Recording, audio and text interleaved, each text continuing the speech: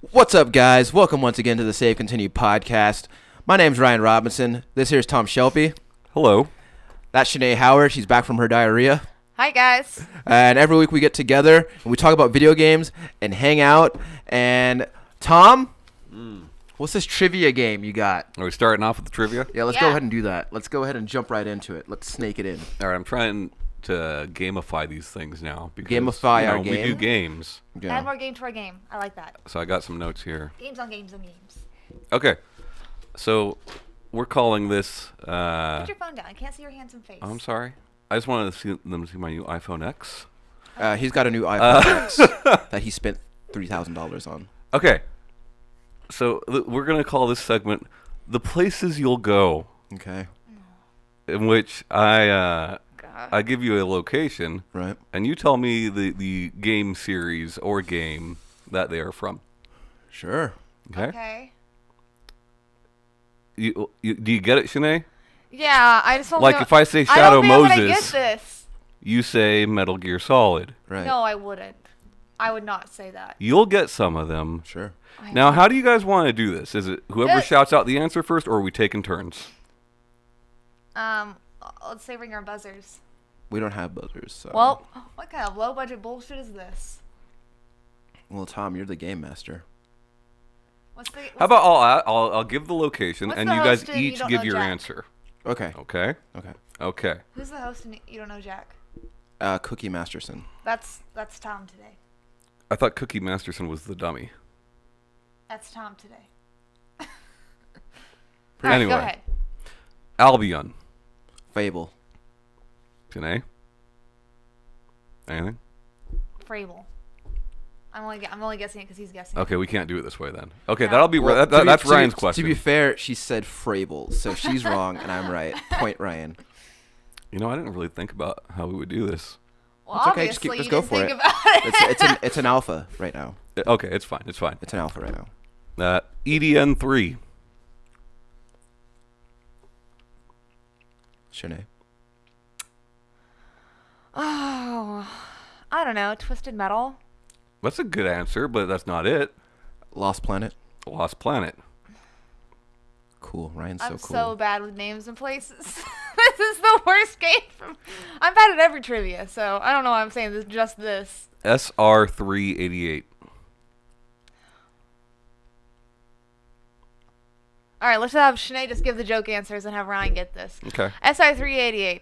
What's it from, Shanee? You got it. What? You got it. What is it? I don't fucking know. Oh, you were going to give an answer, you said. Come on. Oh yeah, I'm gonna give a funny answer. Okay. Cooking Mama's house. Mama's that is where I think Cookie Mama would be terrified if she lived on SR388. Metroid? Metroid, yeah. Do you know which game? No. Metroid 2. Okay. Ryan, you're going to get this one for sure. Rupture Farms. Shanee. Stardew Valley. That's not a bad guess. I could name my They're farm. similar in ways. I could name my farm. They are similar in ways. Abe's Odyssey. Correct. Spencer Mansion. Shanee. Oh, this one actually does sound familiar. I don't know. What sounds funny? You could always say Stardew Valley again. Is it really Stardew Valley? I guess it. No, it's not Stardew Valley. I don't know. Luigi's Mansion. That's a good guess. Sure. That's a really good guess. Resident Evil. Resident Evil, yeah. Why is that a good guess? Because it's a ghost house. Luigi's Mansion is basically Resident Evil. Yeah. Oh yeah. I kind of wonder if either of you will get this. I think you guys have an equal chance on this one. Watch me actually know this one. Inaba. Oh, I don't know what that is. Shanee, anything? sounds like Dagobah. Sure, sort of. I got the half of the word. Inaba. No. Inaba is the fictional rural Japanese town in Persona 4. I never played Persona 4, so. All right. Well, I think both of you will get this one. Romero High School. Oh, I actually know this one. It's the game I don't play. Lollipop Chainsaw. There you go. Shanee's on the board. Yeah. Oh, sorry, I was supposed to give a funny answer. Fuck. Lollipop Chainsaw's a funny game. WarioWare. That's where, yeah, sure. Toast Arena. I don't know. Toast Arena? Yeah, you should know this, Shanee. I You should- should know this. Ryan has no reason to know this. You should know this. Oh. Toast Arena. Toast Arena. Sounds like Macarena. Sure. You guys remember the Macarena? I do. Those two fellas. Yeah. I don't know. Breath of the Wild. Super Mario Odyssey. You never played that, Shanee? Yeah, but I'm also terrible with names and places. Okay. Okay, Sure. Ryan, you should get this one, but I don't think you will. Orange Ocean. Need for Speed. That'd be actually really cool. Orange Ocean, huh? Killing Floor. Sure. Space Channel number 5. I'm just narrowing them down for you. Kirby's Adventure. Cool. That's it. What do you guys think? Did I win? Yeah, you won. I feel like you won, yeah. Yeah, cool. I got 1 point. All right. I only know that because I'm reading the back of the box. So, Ryan, you got Can I Finish? Okay. And you get to That plug should- something. Kind of finish it might come in useful here. But I'm going to be Sure. host. All right, so now we're going to do my segment of the game. Segment of the game? The game? The show? The show. The show. Get it together, Shanee. Oh. I'm sorry, I don't take defeat very well. So. You still suffering from that diarrhea sickness? No, and the thing is, I'm totally sober right now, so I have no excuses Yeah. at all. You're usually not. I'm normally I'm just fucking drunk as shit. Sure. Yeah. So we're gonna hold a Save Continue podcast debate. Cool. I'm gonna give Ryan and Tom topics that they have to argue for, whether they agree with it or not. Uh-huh. And they gotta make points for it. I'm pretty good at arguing things that I don't even believe. And I'm going to give them their talking points, and then I don't really know how we're gonna do winner. I say we just put it up to Discord and they can vote. Sure. They won't. They won't, but they might. But they should. A couple of them will, Sure. and they're the ones that matter the most to us because we love them the most. So, which is better? Ryan, you'll be arguing for Crash. Tom, you'll be arguing for Banjo Kazooie. Oh, such an easy win. Go ahead, Ryan. All right, so check this out. I think Crash is a superior game because, one, he's going at it without the help of some stupid bird. He's got the tornado attack. He's got all those apples he can eat. His levels are nice and linear, so you know where to go all the time. All right? He doesn't need anything like he doesn't need the strength of a bear or anything like that. He's got his girlfriend. He's got that mask. I feel like you're not taking this seriously. I'm taking it pretty seriously. Yeah? Yeah, I have to argue for a game whether I agree with it or not. Okay? Well, you're arguing for the character itself, Oh, the character. Crash or Banjo. Oh, not the games. We're Okay. just arguing the so, all right. character. Yeah, Okay. you're arguing for the character, but you can use the game like kind of as for it, like as in Crash goes a linear way, or like Banjo, or whatever. You can just You obviously All right, so I'm taking a cue from Tom. I got to turn down my enthusiasm a little bit. no, you can do it. All right. Be extra. That's how you're gonna win this debate. That's how you're gonna win over the fans. Oh, you see, I'm turning down enthusiasm for your argument. He's playing mind games. Don't let it in your head, Ryan. He's in my head. He's gonna win this debate. Well, fingerless gloves, that by itself, that makes you cool. He doesn't need a shirt or anything on the top. He just needs the shorts and the shoes. He's very wacky and cartoony. Seems like a fun-loving guy. He runs away from boulders. He can jump really high. He can ride on animals. A warthog, I believe. Okay. And he's just had more games with more consistency, and I think that he's just all around the more fun guy. Mm. All right, Tom, your turn. So it's funny, like a lot of the points you bring up Mm-hmm. are things that are not only in Banjo-Kazooie or part of Banjo, but superior the way that they are executed in those games. Why is that superior? Things like you're talking about the way he looks, shorts and fingerless gloves and things of that nature, Makes you edgy. and being cartoony. Makes you edgy. Like Banjo is cartoony, but in a more classic sense, whereas Crash Bandicoot is a product of its time. That is not something that would be considered cool anymore, right? Like Sonic was brought out to be cool. Banjo or fucking Crash was brought out to be cool. Hence him, yelling at the fake Nintendo headquarters. Whereas Very successful ad campaign, by the way. Whereas Banjo-Kazooie is something that is more timeless, something of like a Mickey Mouse, something that doesn't play to contemporary styles. As far as you're talking about how he can, like the moves he has, like jumping and spinning, like the spin is classic. like Banjo jumps. You're talking about like riding animals, like Banjo rides Kazooie. He can also fly with Kazooie.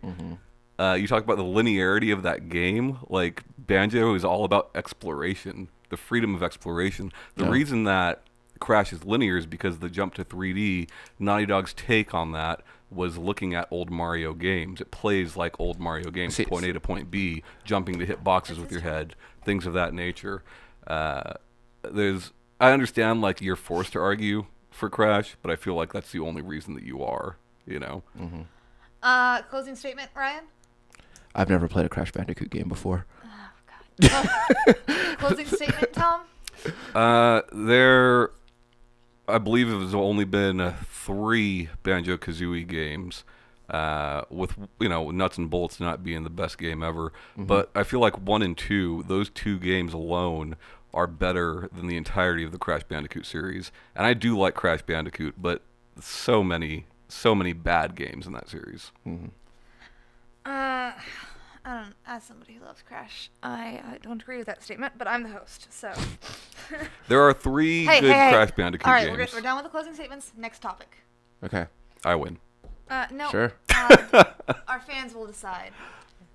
If you don't want to hit Discord, you can just tweet at us. That works too. What's your Twitter handle, Shanee? Mine? Yeah. She said last time she was here that it was Horse Queen. Yeah, Horse Queen. I don't know. Tom came up with a really good one for me to do. What was it? Oh, it was Main Squeeze. Yeah, that was a good one too. You wrote it down. Mine is Shanee, my name. Agains, like shenanigans, but shenanigans. Sure. Yeah, or you can just, tweet at our podcast. Egon Spangler. Anyways, at podcast_save. So next topic, I kind of mentioned to y'all earlier, but still, will VR become more prevalent or less prevalent in the next 10 years? Ryan, you will be arguing for less prevalent, and Tom, you are arguing for more prevalent, and Tom, you'll go first. Okay, you're really intense with this, Shanee. It's a debate. Tom, you will go first. You will go first, Tom. Well, we got to make it fair. Okay, so I'm arguing that VR will become more prevalent In the next 10 years. I think that's pretty obvious. We've already seen it become more prevalent. VR's been around since, at the very least, the late 80s, probably going back farther than that. And it has never been more prevalent than it is now. We only see growth coming, right? We see more and more hardware coming out in the space and revisions to existing hardware. PSVR has been, revised this year. HTC Vive is being revised now. And they're only getting better. They're only getting cheaper and more accessible. There's more experiences coming to them, not just in the game space, but in the entertainment space, the educational space.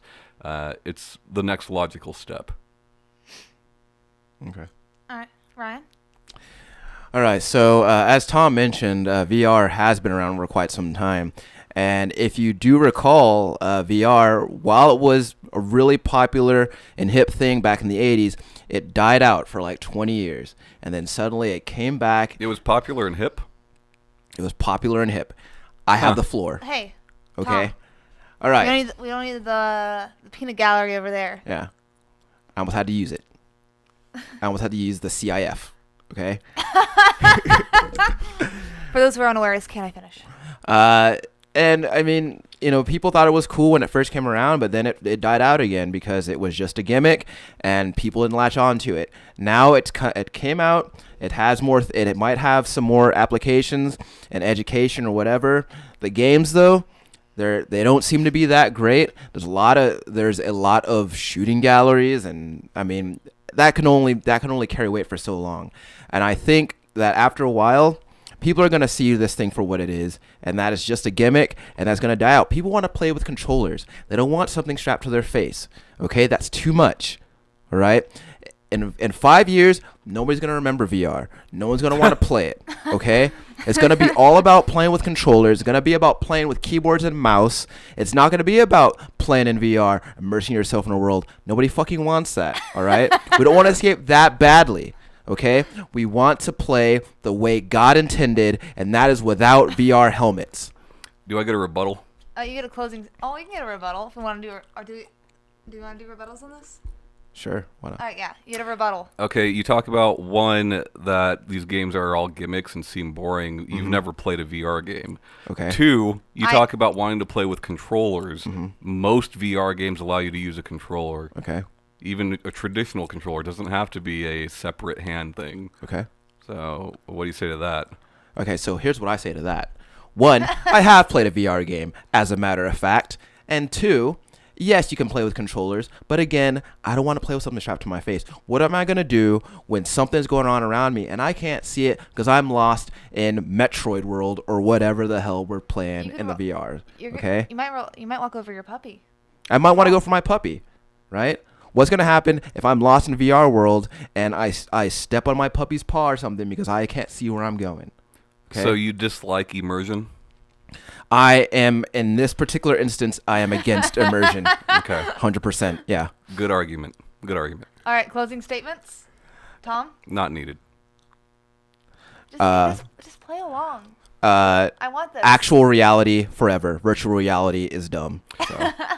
Virtual reality is closer to actual reality than most video games or movies can be. All right. So next topic is going to be. This is awesome, by the way. I really like this Shanee. It's Thanks. Fun. I like being in charge, so I'm loving it. I like arguing things that I don't believe. Who would win in a fight? Ryan would be arguing for Dante, and Tom, you'll be arguing for Bayonetta. Ryan, you will be going first this round. Okay. So intense. All right, so I've played a lot of Devil May Cry games. I've played all of them except for Part 4. And in my time with Dante, I've learned a few really important things about him and the way that he can fight. 1, he can use a shotgun like a pair of nunchucks. That seems really useful. That would also come in real handy when he's surrounded by some magic hair crap that the Bayonetta lady is throwing at him. Okay. 2, Dante can also surf on missiles. Okay.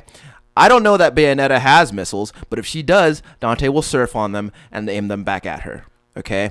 Also, he can turn into a demon. Okay. That seems really useful because it makes him faster, makes him stronger. Okay. Pretty sure he can teleport in that mode too. All right. He has a wide array of weapons. Not only does he have the aforementioned shotgun, but he also has swords. He's got spears. He's got axes, weapons that he can use on the fly at any given time. All right, Dante is well equipped to handle not just one-on-one combat, but many, many enemies at once. A lot of times much larger and stronger than him. Okay, he's got the power of angels and demons within him, makes him nigh invincible, and just makes it so that he can stand up to basically any threat that is thrown at him. That being said, okay, I don't think that he would need to fight Bayonetta. First of all, because Dante is a ladies' man, okay? And as far as I know, Bayonetta is a lady. He'll woo her and charm her, so they won't fight. They'll just kiss. Fight is over. I feel like that's a bit sexist, don't you? No, I think that just because Dante is charismatic. He can just win over any lady because she's a female. She must be attracted to Dante. Man. I think Dante wanted to put his woos to a man. It'd work. Well, Dante, as far as I know, has a flawless track record. So All right, Tom. I think it's pretty clear that Bayonetta, you can call her the Bayonetta lady. Her name is Bayonetta. I think it's pretty clear that she would win this fight. Hands down. Dante's got, he's got some pistols, which Why are would cool. she win? Why would she win? Don't just put down. Well, I'm getting to that, Shanee. Okay. Okay. he's got a process. Or you're talking about the weaponry. That Yeah. was the focus of your argument was the weaponry. He's got a lot of them. He's got ebony and ivory, and he's got this sword, and okay, fantastic. Those are great for any regular battle. That's fantastic. But you're going up against Bayonetta here, a lady who doesn't need a hold gun. She got guns on her fucking shoes.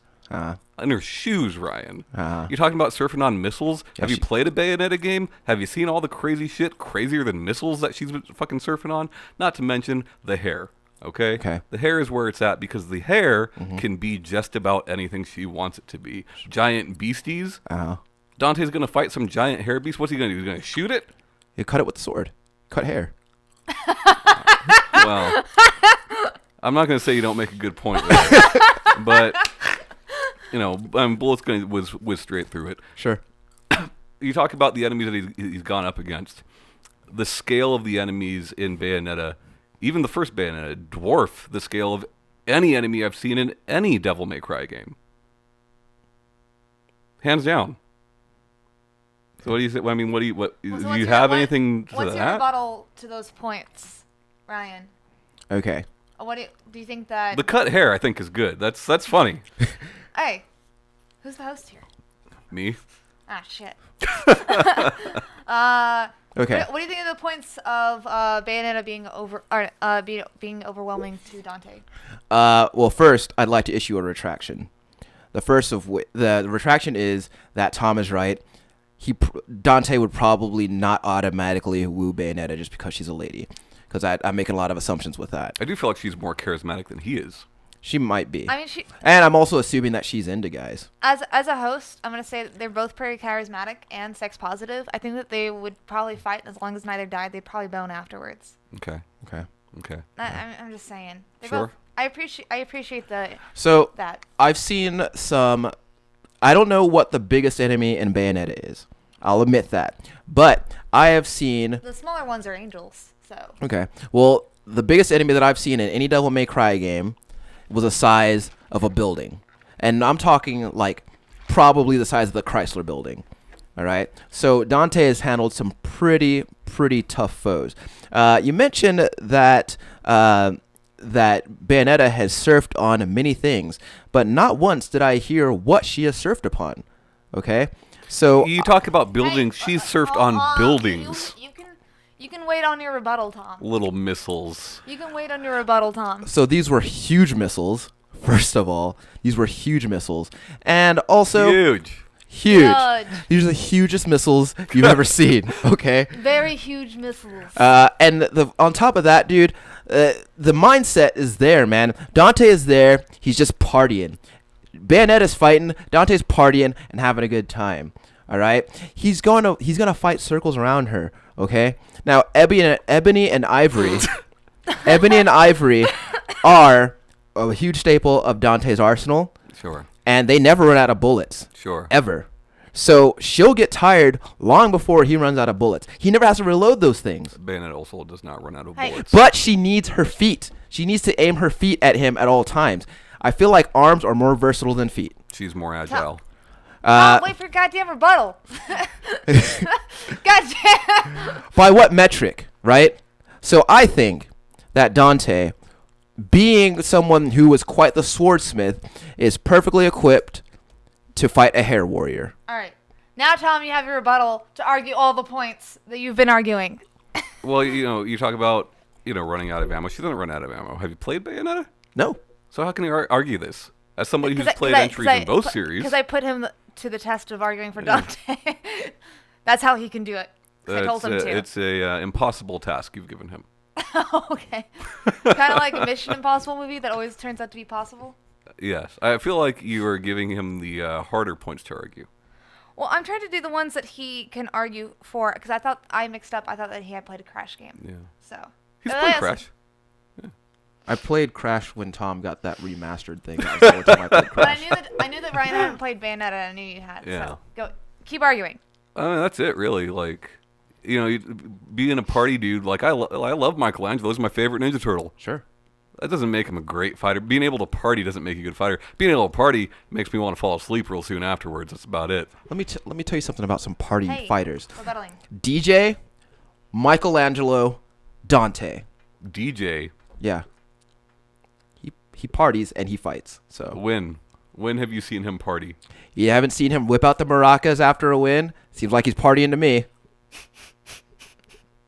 Fair point. So I rest my case. All right. Do we want closing statements? Or are we good? No, we're good. I'm good. I think that this one I put in. This is for hard. you guys. So, who would be a better mascot for McDonald's? Oh, wow. Mario or Sonic? Oh. Ryan, you'll be arguing for Mario. Tom, you'll be arguing for Sonic. Sure. Who went last time? Me. Our first last time? Then yes, Ryan. Let's whatever. Someone start. I've lost control of this debate. Okay, so I think Sonic... Wait. So Tommy has Sonic and I have Yes. Mario? Yeah. Okay. I think that Sonic the Hedgehog is easily, more in line with what we've seen from McDonald's history. What do we see Mario really consume, right? And that's what we're talking about here, a product that you consume. You need a mascot to sell that. We see Mario consume mushrooms, and that's really about it. What do we? Go on, Shanee. What do we see? Oh, Well, the he's getting TV show. he's getting to that. TV He's getting to that. Yeah. Sonic, we all know about the chili dogs, right? That's not a secret to anybody. Sure. And McDonald's is like chili dogs.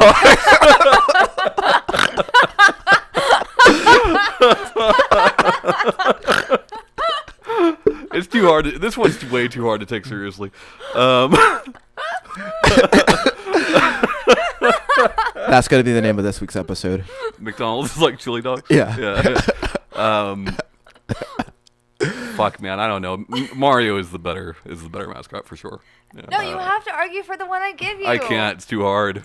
Okay. Ryan has been doing it this entire time and doing it fantastically. But with easier things you can take more seriously than who's gonna sell McDonald's. I could argue all of Ryan's points fantastically on the previous arguments, but when it comes down to who can sell you more McDonald's, holy shit! Can I get a second? Yeah, absolutely, go for it, dude. Okay. So Why would Mario sell more McDonald's than Sonic? Because he already has. okay, check this out. He already has. Tom, could you at least pretend not to agree with me on this? Yeah, I'm sorry. It's Okay. Sonic. Sonic's the better burger boy. Okay.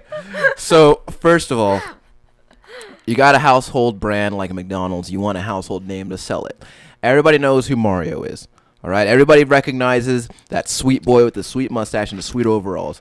Okay. So we talk about how Mario's only ever seen consuming mushrooms. Fair point. But might I add that McDonald's also sells a mushroom Angus burger. Okay. So I think it's fair to assume that Mario would love that sandwich. Okay. This is like the best thing you've ever done today. Oh my god. I have some other silly ones too. It's like, it's to me, McDonald's. I fucking can't, man. Oh my god. You think about all the things that Mario could sell with McDonald's. Mm-hmm. The Mario McDouble. Okay? Mario fries. Okay? He would be in every Happy Meal. Okay? So, in closing, Mario sells McDoubles. Hands down. I got a rebuttal. I was like, do you have a closing statement or a rebuttal? So here's the thing, right? Uh-huh. As a company whose main product is the sales of food, Yeah. you see this a lot in food advertisement. We've seen it in Subway, and I'm sure a number of other things. Is that like, Mario while I love the guy, Yeah. he's got a bit of a belly on him. Sure. He's not the slimmest figure. Okay. Right? And what you're selling with Mario... Are you saying that Mario's a man of carriage? What you're selling with Mario is our food makes you fat. You know? Sonic, however, he's slim. He's athletic. No one's as fast as Sonic. You know? What you're selling with Sonic is, hey, eat fresh. That's not their slogan. Eat McDonald's. All right, do you have a rebuttal, Ryan? Yes. Okay. So, body shaming aside, okay, Mario is a man who knows what he wants. When's the last time you saw a fat person in a McDonald's commercial? Okay. Mario knows what he wants. He knows he enjoys food. He knows he enjoys a good time. Okay? It's no secret that eating too much McDonald's will help you gain a few pounds, right? Will help you become a man of carriage. But We're proof. But the thing about it is that's why McDonald's has the nutritional facts on everything that they sell, so you can make informed decisions. Okay? Mario is just there to help you find what you want. So you can know you're going to get fatter. So you can know that with confidence, every item on that menu is Mario approved. Okay? Mario would gladly eat any one of those items with you. Even if it's a boring old salad, he'll eat it with you. Because it's got the Mario Nintendo seal of approval on it. The Mario salad. The Mario salad. Okay? With plenty of plenty of toadstools and piranha plant extract in it. Sure. It's going to be delicious. And a Mario mustard vinaigrette. Mario wants you to be less concerned with how you look and more concerned with how you eat. All right, do we have a closing statement, Tom? No, not at all. My stomach hurts. It's too funny. McDonald's is like chili dogs. All right. Just to add this to there, I just feel like if a man of carriage was trying to sell me burgers. Are you saying carriage yes, or courage? Carriage. Okay. Both. Or both. Okay. If he's trying to sell me burgers, I would trust him more because I feel like he has more expertise on Sure. burgers. But also, Sonic, golden rings, golden arches. No. Anyways, next one. What's more convenient, cartridge or disc? I don't care who takes which one. You got to give us one. Yeah, because I know which one I want, but I don't. You got to give us one. Tom got disc, Ryan got cartridge. Damn it. I figured that was the case because I was like, oh, Tom loves the Vita. I'll give him disc. Yeah. So Ryan, you go first. All right. So Convenient. cartridges are more convenient because they are. You can store them super easy. Disc you can store, but you can stack them up in a lot of really cool configurations. You can scratch them up. You can scratch them up, and they'll still play just fine. Okay? You can tear the labels off. They'll play just fine. You get a little dust in them. Sure, that's fine, but they'll still play. Okay? You can drop them. Okay? You can put them in your pocket. All right? No matter what you do to them, aside from hitting them with a hammer, they'll work just fine. Okay? We have gone through many generations of video games using cartridges. Okay? Only fairly recently have we started using discs. Even some manufacturers have gone back to using cartridges. You know why? Because they're convenient. Okay? They're easy. Okay? People understand cartridges. Not everybody understands discs.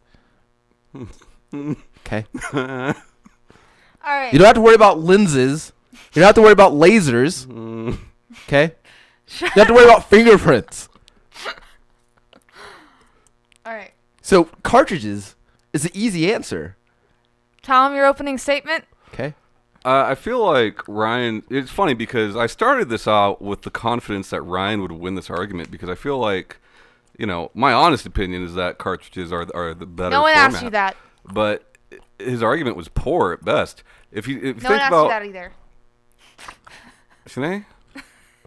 If you think about the arguments that Ryan made, they're kind of all like wrong at this point, and where gaming is at now. When we talk about the disc format, which started with CD, and is no longer the case. We're now on a Blu-ray disc. The convenience factor really is there when I sit and think about it. Like it's convenient for the manufacturer, it's convenient for the game developer, and it's convenient for the consumer. The manufacturer, because it is cheaper to produce, much faster to produce than discs. For the developer, because it is cheaper. The reason that the Nintendo Switch games, certain games, have a premium is because those cartridges cost more than a Blu-ray disc does. There's also the fact that discs can fit digital audio, whereas that was the big problem with cartridge format. Why most companies switched over to discs was for that audio. Also for things like FMV. So yeah, I mean, it's definitely better for the developer there and better for the consumer there if you want that, improved audio quality. There's also the fact you're talking about, like, you can conveniently stack them. Ryan, I know for a fact that you have 3 binders full of disc-based games. That is not proven. No one has seen that. Unsubstantiated rumors. And then talking about, like, the durability. So for those that don't know, carts, let's talk about, like, the NES, right? The NES uses a 32-pin connector to connect these carts. This is why we saw a lot of people back in the day, and even now, it's, you see it on shirts where it has the cartridge and it says "blow me." People blowing into their cartridges to try to get them to work. This actually does nothing. Don't do that. It's just an adjustment of the pins. Discs don't have to worry about that. There's nothing there for it to connect. It's like you said, it's a laser, right? But even a laser, you're talking about discs being scratched. That's not the way that disc-based games work anymore. Like, you put that disc in one time, and it downloads the game onto your console. The only reason that you're putting the disc in afterwards is to authenticate that. So, like, scratching is no longer an issue when it comes to discs. Unless you're playing PS2. Unless you're playing retro games, sure. I'd like to point out... rebuttal for Ryan? Yes. Well, I'd like to point out that Tom's argument is poor at worst. Okay? So... At worst? Yes. Yeah. Okay. At worst. So kind to each other. No, Tom was actually being really mean to me, but I'm gonna weather the storm here. So here's the thing. As far as cartridges are concerned, yes, sir. I think that where we are as a nation and what we have done with cartridges up to this point is nothing short of remarkable. Okay? Okay. They have held up to the test of time, and they will continue to do so. Sure, you have some cartridges where their batteries have failed and you can't save your game anymore. Sure, you have that sometimes. Don't bring up the bad things, dude. But I mean, these things can be fixed, and you're sure to enjoy many more years of gameplay memories. The thing about cartridges is you can save onto them. Mm-hmm. The game and your save, one complete package. I mean, we're talking about disc-based games, right? You can't save it onto the disc. You have to have the game, and you got to have your memory with it. And sometimes that can be inconvenient and clunky. What you want is to be able to have it all in one package, so you don't have to worry about it. Go ahead, Ren. I'm sorry. Thank you, Tom. I lost my train of thought. So that's the end of my thought. All right.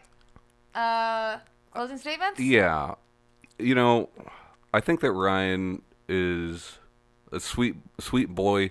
Mm-hmm. Boy of the past. He's living in the yesteryears. Yeah. There's a reason. That's all I have left. There is a reason that most hardware and software manufacturers have gone to disk-based systems for the better part of 2 decades at this point. Okay. The only reason that the Nintendo Switch has not done so is because you don't want to disc portably. We saw how that went with the PSP. Cartridges work fine portably, though. Sure. So, That is a good argument. They work fine portably. yes. I think we've seen the decline in portable hardware up until recently. I think people want to, they want to play at home. The world is scary. Like I said, there's a reason that people have switched over to discs and have stayed with that format. Nintendo did it themselves for a long time until this focus on portable hardware. Yeah, and as far as game saves, like live in the now, man. It's 2018. We got the cloud. The cloud can be compromised and can be hacked, and no one is safe in the cloud. I think, Is that no one is is gonna- that your closing statement? No one is going to hack my cartridges, but a battery will sooner run out. but I can replace it. Yeah, but your save's gone. If you replace it, your saves are gone. I will put them in my own cartridge locally, so it can always be there. You can do that. Do you know how to do that? I don't, It's but not I will. easy. You but I'll- you but- YouTube it. Yes, with YouTube, all things are possible. Sure. So Please watch us on YouTube as well. We need the views. All right. I don't really so- need the views, Shanee. I mean, We don't. We, we're okay. yeah, I don't give a shit actually. She only says that because her anime boyfriend video got 300 views. Yeah, it's a Yeah. good game. Because more people play Atomies than you know. It's because less people have uploaded videos on that than most of our content. Shut up. Okay. Is battling Pokemon animal cruelty? Ryan, you'll be saying that yes, it is, and Okay. Tom, you'll say no, it's not. Okay. And I don't know who starts. I'm so lost. I'll start. As somebody who worked for the San Antonio Zoological Society for the better part of 6 years, God damn it. I can easily As a father, I can easily claim that battling Pokemon is not animal cruelty. It's no different than watching a boxing match, or is it a match? Is it a boxing match? It's boxing match. fight? Match. It's Kangaroos? match. Boxing meat? match. It's match. Between two kangaroos. Well, I mean, here's the thing, right? When we talk about animals, and yes, I'm aware people are animals. Pokemon, sure, they're animals, whatever. We're talking about animals that do not have the mental capacity to, make these decisions of whether they're down to be in these fights or not. Like, this isn't a cockfight. This isn't a fucking pit bull fight. These are animals that are smart. They've shown their intelligence time and time again throughout the series of this game. All right. Ryan? It is that Opening intelligence that makes me believe that they don't want to do this. They know that people expect them to. They know that the humans want to see this for their entertainment. And they only do it because they don't feel that they can survive in the wild, and these humans are the only ones who can provide for them. And in exchange, they have to subject themselves time and again to bodily harm. They're also Okay. kept in balls. Every We're talking about the fights, not the housing conditions here. Well, I'm saying like the only ones that fight are like Pokemon that are captured. They're not the only ones that fight. You walk around in the grass and one just shows up and attacks you. Well, that's because you're in its natural habitat. It's defending itself. Whatever. Go ahead. It can't be Boshine. You trying to help Ryan with this? No. What was I saying? Every time one of those poor Pokemon faints in battle, they lose a little bit of themselves. Okay? Their worldview is just a little bit more skewed, and they become just a little bit more jaded. Didn't happen at all during Tommy's portion. Sorry. It did not. Dr. Pepper's hitting me hard. I'm sorry. The host will go away. Thank you. What was I saying? Every time they faint, they lose a little bit more of themselves, and it hurts them to have that expectation thrust upon them. Okay. They obviously feel that they're letting down their master, Okay. and they don't want to do this anymore. Okay? But what other choice do they have? Be thrust back into the wild? They don't know how to do that anymore. They're domesticated, right? They can't survive. So they fight to survive. Kumite. Rebuttal, Tom? Yeah, I think it's funny. A lot of Ryan's points on this, he's presenting as fact when in fact they're not. We don't know that they're fighting for their masters, and a little piece of them dies every time. That's never stated. But you bring up a very good key word, Ryan. You said every time they faint. These Pokemon aren't dying. They're not dying. They're just taking a little snooze. The next time you see them, they're fine. Death would be a sweet release for these animals. Again, with the assumptions here. The Okay. assumptions. I'm trying to present facts, what we know about this series, what we know about these creatures. We know they're intelligent. We know that they're not battling to the death. Sure, it's no Kumite. Rabo? I get that. Ryan? I get that it's not the Kumite where they fight to the death. I understand.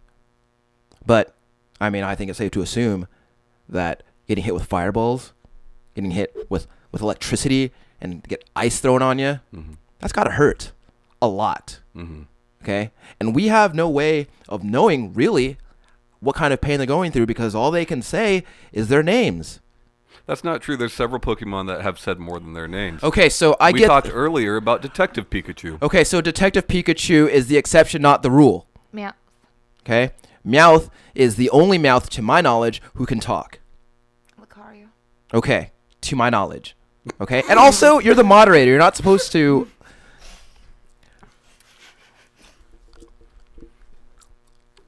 I lost my train of thought again. Closing statements? I don't have any. Closing statement is that when we see characters in this franchise interact with Pokemon, we don't see them address them in a negative, harmful, I'm using you sort of way. Some of them. Some of them, sure. Well, the bad guys, sure, right? We see them addressing them not as pets, but as friends. That they keep in balls. Hey, the one time that the inside of that ball was seen, I hear it was not that bad. So, Plus, we're not talking about their housing situation here. We're not talking about do Pokemons live in the projects or not. Okay? We're talking about the fights, and the facts are there. Shanee, I'd like to interject real quick. Have you ever moderated a debate before? No. You're not supposed to help. You're doing a good job. Shanee. Thanks. So we're coming up close to the end. I only have a couple questions left, Okay. Yes, ma'am. but a couple topics. But before that, I want to thank Berto for helping me brainstorm ideas. Thank you, Berto. Thanks, Berto. The animal cruelty one was his, and also the VR one as well.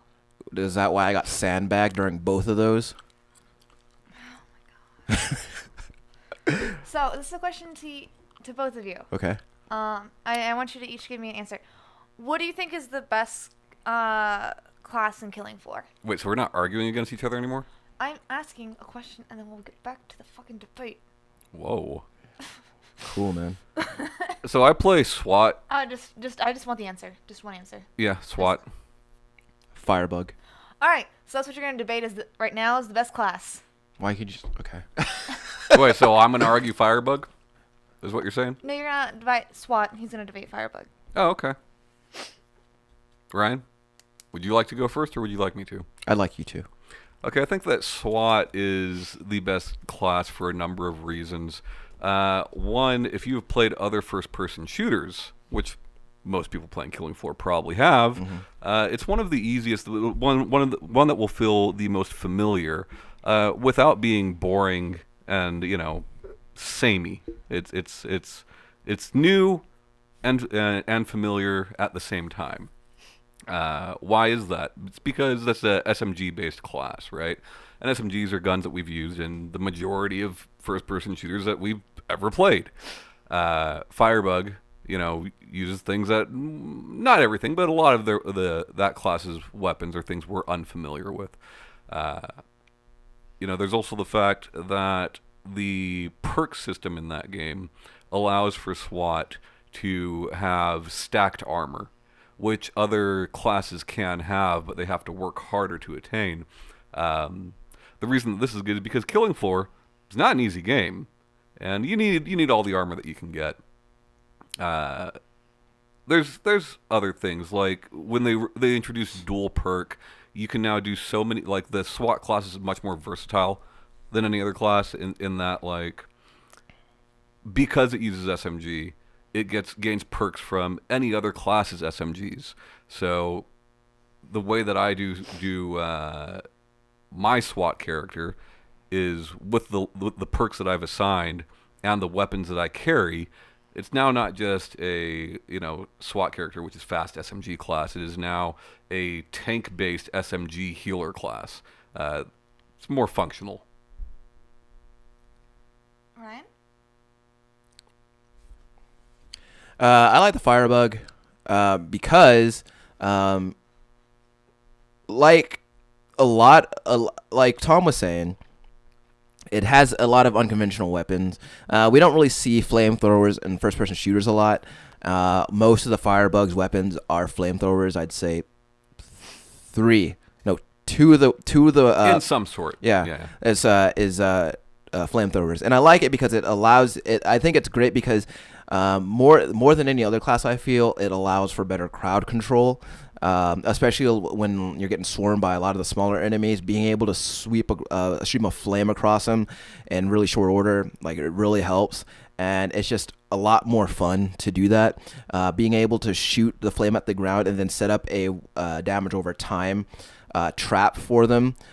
In some cases, depending on how you set up your perks, you can slow them down and be hurting them a lot at the same time. That's really awesome. With other and as well as other really cool weapons like bless you. It has this. Bless you. It has a set of pistols that shoot. Was pretty cool. That shoot exploding bullets, and they shoot really fast and it's really fun to use. Along with the Molotovs, which I've always been a fan of Molotovs as a grenade type in any first person shooter. So I just because of its unconventional weaponry and the slight learning curve that's associated with that class, I prefer it because it's just more satisfying than any other. So that's really it. And then I wanted to end it on a nicer note. Okay. Who is better at killing floor? Ryan, you'll be saying that Tom's better, and Tom, you'll be saying that Ryan's better. Okay. I think Ryan is better at... Go ahead, Shanee. I was going to say, have Ryan go first. Okay, well, I think Tom's better at killing floor just because he zips around with that SMG, and he's killing stuff in really, really rapid succession. If you look at... I mean, really, the numbers are there. You look at the end of every match, Tom's name is winning at least 5 of the categories every time because he kills fast, he kills hard, and he gets it done. All right, he knows how to use the flashbang to great effect. So when a Scrake, or as he's commonly known, the stepdad, is coming at you with that chainsaw, throws out a flashbang, boom, everybody unloads on him. Nobody suffers a single scratch. Okay, so Tom, he's had a lot more practice. His aim is good. Right? And he knows how to use his tools. Would you say his aim is true? No, it's false. So. All right, Tom, why is Ryan better at killing floor? I think, it's really sad when we talk about who's better at games that we have to look at these arbitrary numbers, these meaningless little numbers. Huh. You know what I mean, Ryan? Yeah. Because there are significant ways to be good at a game without looking at headshots or assists or whatever it might be. Ryan is the better killing floor player because he is more trained in a supportive role than I am. You play games like Overwatch and you're typically a support character. Not always, but typically you are. It's a role that you've had more practice with. Like you're talking about with the Firebug and doing crowd control and things of that nature. It's very helpful. Not to mention, I'm kind of an asshole. Ryan's a nicer guy when you're playing Killing Floor, and he's down to play with anybody. Yeah. Aw, that was really nice. So. I like that. Yeah, so that's gonna end this the save continue debate. Broadcast. Debate. Broadcast. Broadcasted debate. Sure. Yeah, I guess. Cast your votes. Yeah. Dial in to 999-99999. If you're in the UK, do not dial 999. Nope, just do it. Just do it. That was really fun, Shanee. Thanks. What do you want to plug, Ryan? I'd actually like to plug something that I did. Oh, nice. And it's not something I really created outright, but over the past few weeks, I have made it a hobby of mine to put together playlists on Spotify, and I feel like I've been curating them pretty well recently. Like I made a playlist recently that is basically my soundtrack to last year, and it's about 100 tracks and about 7.5 hours of synthwave. And I'm actually really proud of it because it took me about a week and a half to put that together. Tom, we should put the link to that in the description of this episode. Okay. Ryan, do you have any country western mixes? I do not. No. Mm-mm. Tom is disappointed. I don't care for it. It's disappointment, I mean. Sure. All right, guys. Well, I'm not the one who signs us out. We already know that I'm terrible at that. You are pretty bad at it. That has been the Yeah. Save Continue podcast, everybody. I hope you enjoyed it. We had a good time making it. That there's Shanee Howard. Bye, guys. That's Tom Shelby. Funnest episode in a long time. Yeah, it was pretty good. Pretty good. And remember, guys, McDonald's is like chili dogs. See you next week. Bye-bye. Bye.